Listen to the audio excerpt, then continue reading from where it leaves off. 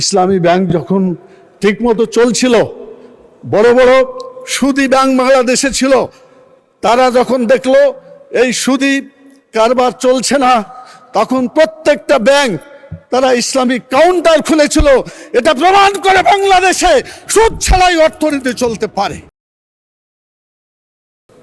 ধন্যবাদ মাননীয় স্পিকার। ইন্নাল হামদুলিল্লাহ ওয়াসসালাতু ওয়াসসালামু আলা রাসূলিল্লাহ ওয়া আলা আলিহি ওয়া আসহাবিহি আজমাইন। যারা এই আমার বক্তব্য শুনছেন, বিশেষ করে আমার নির্বাচনী এলাকা গোদাগাড়ি তানোর সহ সারা দেশে, শুধু সারা দেশে নয়, সারা দুনিয়ায় বহু মানুষ এই কথাগুলো আমাদের শুনছেন, সবারই প্রতি আসসালামু আলাইকুম ওয়া রাহমাতুল্লাহি ওয়া বারাকাতুহু। মাননীয় স্পিকার, সূরা নসরে আল্লাহ তাআলা বলছেন, ফাসাব্বিহ বিহামদি রাব্বিকা ওয়াস্তাগফির। কেউ যখন বিজয় লাভ করে তখন তার দায়িত্ব হয় আল্লাহর প্রশংসা করা, আল্লাহর পবিত্রতা ঘোষণা করা, এরপর নিজেদের গুনার জন্য মাপ চাওয়া। এটাই আমাদের দায়িত্ব ছিল। এখানে অধিকাংশ মাননীয় সংসদ সদস্য দাঁড়িয়েই আল্লাহর প্রশংসা করেছেন এবং নিজ নিজ নেতার প্রতি বা তার অভিভাবকের প্রতি সেভাবেই তারা দোয়া করেছেন, স্মরণ করেছেন। অবশ্য স্মরণ করার কথা আল্লাহ নিজেই বলেছেন, ফাজ করুনি আজ করুকুম, আমাকে স্মরণ করো, আমি তোমাদেরকে স্মরণ করো। আল্লাহকে স্মরণ করার কথা প্রথমে। তো যে সমস্ত মাননীয় সংসদ সদস্য আল্লাহর শুকরিয়া আদায় করে নেতা নেত্রীর প্রতি মাগফিরাতের জন্য দোয়া করেছেন, তারা সঠিক কাজ করেছেন, আমি সবাইকে ধন্যবাদ জানাই। যারা আল্লাহর প্রশংসা করা ছাড়াই সোজা নেতা নেত্রীর প্রতি চলে গিয়েছেন, তারা আল্লাহর নির্দেশ ভায়োলেট করেছেন। আল্লাহকে প্রশংসা করতে হবে প্রথম, তারপর তার কাছেই চাইতে হবে যে আল্লাহ তুমি তাকে ক্ষমা করে দাও, আল্লাহ তুমি তার প্রতি রহম করো এবং তুমি তাকে জান্নাতের মেহমান হিসাবে কবুল করো। এটা ছিল এক্সাক্ট দোয়া মাননীয় স্পিকার। দুর্ভাগ্য, দোয়ার দিকে আমরা যাই নাই, স্মরণ পর্যন্তই থেকেছি। এই স্মরণে কতটুকু কি হবে আমি জানি না, তবে দোয়া করলে লাভ হবে। এটা আমি লেখাপড়া করেছি, একেবারে এসএসসি দেওয়ার পর থেকেই শুরু করেছি কোরআন হাদিস পড়া। এ পর্যন্ত প্রায় 50 বছর হয়ে গেল মাননীয় স্পিকার। প্রতিদিন কোরআন হাদিস অর্থসহ পড়েছি, আজকেও পড়েছি। তাতে আমার বিশ্বাস যে আমাদের সকলেরই উচিত আল্লাহর এই নির্দেশগুলো বাস্তবায়ন করলে দুনিয়াতেও কল্যাণ হবে, আখেরাতেও কল্যাণ হবে। আজকে যাদেরকে আমরা স্মরণ করছি তারা যদি এখানে আসতেন, তারা প্রথমেই বলতেন যে আল্লাহকে স্মরণ করো প্রথমে, তার প্রশংসা করো, তার কাছেই বলো যেন আমাকে মাফ করে দেন, যেন আমি জান্নাতে যেতে পারি, আমার প্রতি রহম করা হয়, এটাই তারা বলতেন। কিন্তু তারা তো চলে গেছেন, আসতে পারবেন না, তারা কথা বলতে পারবেন না। এজন্য আমি আমার জন্য, আমিও মরে যাব, আমরা সকলেই চলে যাব, আমার জন্য আপনারা এই দোয়াটাই করবেন। যারা দোয়া করার জন্য কাজ করছেন বা করবেন, সবাইকে এই আহ্বান জানিয়ে আমি কথা শুরু করছি। মাননীয় স্পিকার, এর আগে ফ্যাসিস্ট দলের পক্ষ থেকে বাপ বেটির বাক্স বলা হতো, উঠলে পরেই সোজা চলে যেত বাপের কাছে, বেটির কাছে, আর কোনো কথা নাই। তো আজকে অন্তত এখানে বিসমিল্লাহ প্রথমে আছে, তারপরে আল্লাহর নামও আছে। আমি মনে করি যারা এখন পর্যন্ত পুরোপুরি করছেন না, যদি দয়া করে মেহেরবানি করে আমাদের সকলের কল্যাণের জন্য এখন থেকে এটা আমল করি, তাহলে খুব ভালো হবে। আমরা আল্লাহর প্রশংসা করব, এরপরে দোয়া করব, তাহলেই তাদের হক আদায় করা হবে। মাননীয় স্পিকার, আমি যে কথা বলতে চাই সেটা হলো, এই বাজেট বক্তৃতা 234 পৃষ্ঠা আর প্রায় 343 না কত 346টা ধারা বক্তব্য রেখেছেন আমাদের মাননীয় অর্থমন্ত্রী অত্যন্ত সুন্দরভাবে কথা বলেছেন। আমি চেষ্টা করেছিলাম যে বাজেট, আল্লাহ তাআলা তো আমাদের রিজিকের মালিক, তিনি আমাদেরকে বাজেট কি দিয়েছেন? তিনি বলেছিলেন কলু ওয়াসরাবু ওয়ালা তুসরিফু, তোমরা খাও পান করো, অপচয় করো না। তাহলে অপচয় এমন একটা জিনিস যেটা গোটা অর্থনীতিকে ক্ষতিগ্রস্ত করতে পারে। আমার মনে হয় না এই জাতীয় বাজেট বক্তৃতায় এই শব্দটা আছে, হইতে পারে আমার দেখার মধ্যে ভুল হইতে পারে। আল্লাহ তাআলা বলেছেন আকিমুস সালাত ওয়া আতুজ যাকাত, নামাজ কায়েম করো, যাকাত চালু করো। নামাজ চালু করে মানুষের চরিত্র ভালো হয়ে যাবে, আর যাকাত চালু করে মানুষের ক্ষুধা দারিদ্র্য বেকারত্ব দূর হবে। এই শব্দটি মাননীয় অর্থমন্ত্রী, চট্টগ্রামের লোক, ওখানে তো কোরআন হাদিস পড়ার একটা কালচার আছে বলে আমি জানি।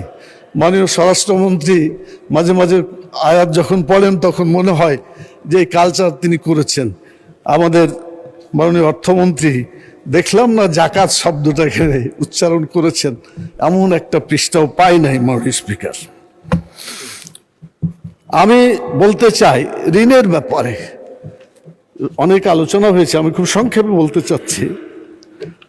ঋণ করা সুযোগ আছে, তবে ঋণী অবস্থায় মরে যাওয়াটা আল্লাহ পছন্দ করেন নাই। ঋণ পরিশোধ করে মরতে হবে। কেউ যদি ঋণ রেখে মারা যায়, কোনো ভালো আমলের পুরস্কার আল্লাহ তাআলা দেবেন না, সহিহ হাদিসে বর্ণিত আছে। সেই জন্য ব্যক্তিগত ঋণ অথবা সমষ্টিগত ঋণ অথবা জাতীয় ঋণ, কোনো ঋণকে ছোট করে দেখা ঠিক হবে না মাননীয় স্পিকার। সেই জন্য ঋণ পরিশোধ অবশ্যই করতে হবে। ব্যাংক থেকে ঋণ নেওয়া হয়েছে, এই ব্যাংকে ঋণ কতজনের আছে? লক্ষ লক্ষ মানুষের টাকা ব্যাংকে সঞ্চিত আছে, সেই টাকাগুলো আমরা নিয়ে খরচ করছি। এটা যদি খরচ করে মরে যায়, তাদের কাছে এটা ফেরত না দেওয়া হয়, সব মানুষ আমাদের প্রতি হুকুকুল ইবাদ হিসাবে আমরা দায়ী থেকে যাব তাদের কাছে। সেই জন্য ঋণ করা যাবে, কিন্তু ঋণ রেখে মারা যাওয়া যাবে না। আল্লাহ রাসূল সাল্লাল্লাহু আলাইহি ওয়াসাল্লাম বলেছেন জানাজার সময় যে তার ঋণ আছে কিনা, যদি দেখা যায় যে তার ঋণ আছে, তখন বলতো যে তোমার ভাইয়ের জানাজা তোমরাই পড়ো, আমি এর জানাজা পড়ছি না। অতএব ঋণের ব্যাপারে খুবই সাবধান হওয়া উচিত মাননীয় স্পিকার। এরপরে আমি যে কথা বলতে চাই সেটা হলো যে যারা ঋণ করে তারা স্বাধীনভাবে চলতে পারে না। হাদিস একটা আছে, উপরের হাত ভালো নিচের হাতের চাইতে, আলিয়াদুল উলিয়া খায়রুম মিন আলিয়াদুস সুফলা, উপরের হাতটা ভালো নিচের হাতের চাইতে। নিচের হাত মানে ফকিরের হাত। ঋণ করা মানে ফকিরের কাজ। এই ফকিরি করে দেশ চালানো যাবে না মাননীয় স্পিকার। আমাদের নিজের সম্পদকে সংগ্রহ করে আমাদের সম্পদ দিয়ে দেশ চালাতে হবে। ঋণ করে ঘি খাওয়ার মতো পরিকল্পনা করলে এটা আমাদের জাতি এবং দেশ ক্ষতিগ্রস্ত হবে বলে আমি মনে করি। মাননীয় স্পিকার, এই ঋণের ব্যাপারে এই যে সুদ আছে, এই সুদের ব্যাপারে ইসলাম কি বলেছে আমি আপনাদের সামনে কয়েকটি কথা বলতে চাই। সুদের ব্যাপারে বলা হয়েছে জেনে শুনে কেউ যদি 1টি টাকা সুদের এটা খায়, তাহলে সে যেন 36 বার জেনা করে, সহিহ হাদিস। এই সুদের মধ্যে 70টি স্তর আছে। সর্বনিম্ন স্তর হচ্ছে মায়ের সাথে জেনা করা। সুদের ফল দুনিয়ায় ধ্বংস হয়ে যাবে। কোরআনের আয়াত ওই বলা হয়েছে ইয়ামহাকুল্লাহুর রিবা, আল্লাহ তাআলা সুদকে ধ্বংস করেন এবং যাকাত সাদকাকে বৃদ্ধি করেন। কোরআন মাজিদ সূরা বাকারা 276 নম্বর আয়াত। 278 নম্বর আয়াতে বলা হয়েছে যে যারা সুদ করে সুদকে ছাড়ে না, এই সুদের অর্থনীতি দিয়ে চলাফেরা করে, সুদের মাধ্যমেই তারা জীবন জীবিকা করে, তাদের ব্যাপারে বলা হয়েছে তারা যেন আল্লাহ এবং রসুলের সাথে যুদ্ধ করে। মাননীয় স্পিকার, আমরা কি আল্লাহ এবং আল্লাহ রসুলের সাথে যুদ্ধ করতে রাজি আছি? জবাব দিতে হবে আমাদেরকে। যদি আল্লাহ এবং আল্লাহ রসুলের সাথে যুদ্ধ করতে না রাজি থাকি, অবশ্যই সুদকে প্রত্যাখ্যান করতে হবে। এই সুদ ছাড়াও অর্থনীতি চলে। মাননীয় স্পিকার, আমাদের মাননীয় প্রধানমন্ত্রী মালয়েশিয়ায় গিয়েছেন, সেখানে সুদকে বন্ধ করে জাকাত ভিত্তিক অর্থনীতি সেখানে চালু করার সুন্দর একটা প্রচেষ্টা অব্যাহত রয়েছে। পৃথিবীর বিভিন্ন দেশেই এই জাকাত ভিত্তিক অর্থনীতি করার, সুদকে বন্ধ করার চেষ্টা করছে। তার মধ্যে উল্লেখযোগ্য দেশ হলো ইরান, বাহরাইন, সৌদি আরব, আরব আমিরাত, কুয়েত, কাতার, পাকিস্তান। আমি বাংলাদেশকেও মনে করি একটা ওই ধরনের দেশ যেখানে সুদকে বন্ধ করে ইসলামী অর্থনীতি চালু করার একটা চেষ্টা ইসলামী ব্যাংক করেছিল, কিন্তু শকুনের দৃষ্টি ইসলামী ব্যাংকের উপর পড়ার কারণে আজকে এই ব্যাংক বিধ্বস্ত হতে চলেছে। আপনাদের মনে আছে মাননীয় স্পিকার, ইসলামী ব্যাংক যখন ঠিকমতো চলছিল, বড় বড় সুদী ব্যাংক বাংলাদেশে ছিল, তারা যখন দেখলো এই সুদী কারবার চলছে না, তখন প্রত্যেকটা ব্যাংক তারা ইসলামিক কাউন্টার খুলেছিল। এটা প্রমাণ করে বাংলাদেশে সুদ ছাড়াই অর্থনীতি চলতে পারে। মাননীয় স্পিকার, সময় চলে যাচ্ছে, অনেক কথা তো একটার উপরে তো অনেক কথা বলা যায় না, তারপরে অর্ধ একটা কথা বলি। মানে যদি সুদ চালু থাকে, জাতির উপরে আল্লাহর আযাব হালাল হয়ে যাবে।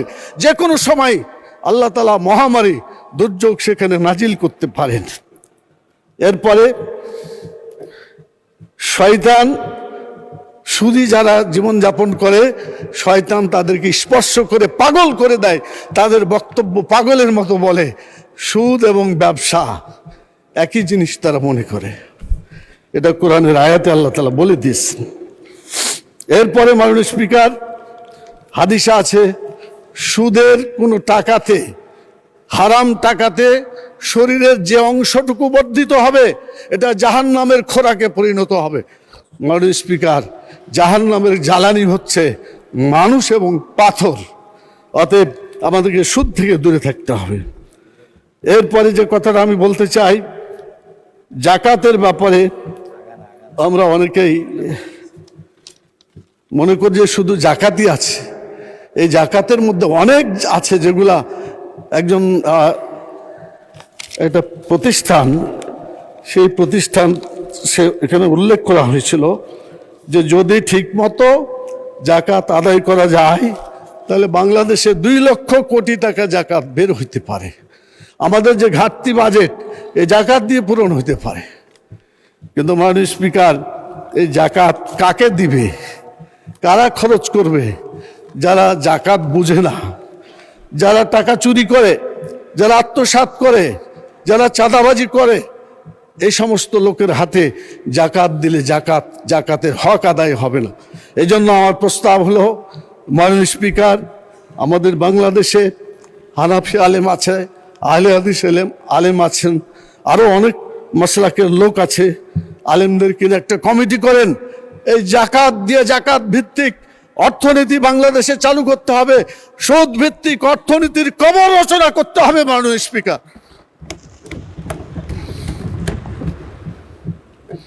কালো টাকাকে সাদা করা একটা ব্যাপার আছে। কালো টাকা সাদা করার কথা যদি স্পষ্টভাবে বলা হয় নাই, তো কয়েকটা ধারাতে আছে যেখানে কালো টাকাকে সাদা করার প্রস্তাব আছে। কালো টাকা মানে হারাম টাকা। হারাম টাকা ঘুষ দিয়ে কি হালাল করা যাবে? কখনোই যাবে না। মাননীয় স্পিকার, এই ধারাটা বন্ধ করতে হবে যে কালো টাকাকে সাদা করা যাবে না। এটা যদি চালু থাকে, অন্যায় বলে কোনো জিনিস বাংলাদেশে আর থাকবে না, সব ন্যায় হয়ে যাবে। চুরি করার টাকা, আত্মসাৎ করছে টাকা, বিভিন্নভাবে পাচার করছে টাকা, এই টাকাগুলোর মধ্য থেকে কিছু টাকা দিয়ে বা কিছু ট্যাক্স দিয়ে এটাকে যদি হালাল করে ফেলে, তাহলে ভালো কাজ আর দুনিয়াতে থাকবে না। হারাম কাজগুলো সব ভালো কাজে পরিণত হয়ে যাবে। মদ এবং বিড়ির কথা বলা হয়েছে। আমাদের মাননীয় সংসদ সদস্য গয়েশ্বর রায় এখানে নাই, তিনি কালকে বললেন যে বিড়ির দামটা একটু কমাইলে ভালো হতো। মাননীয় স্পিকার, আমাদের মাননীয় প্রধানমন্ত্রী বিড়ি যাতে না খায়, নেশাদ্রব্য যাতে না খায়, মদ যাতে মানুষ না খায়, সেজন্যই তো দাম বেশি করেছে। এজন্য তাকে ধন্যবাদ আমরা জানাই। আমরা আরো ধন্যবাদ জানাতাম যদি আল্লাহর ভাষায়, যেখানে আল্লাহ বলেছেন যে মদকে আল্লাহ হারাম করেছেন, আল্লাহর আয়াত দিয়ে মদকে হারাম ঘোষণা করা হতো, সবচাইতে আমরা বেশি খুশি হতাম মানুষ। changeTV.press, এক ফোঁটা হলুদও নেই।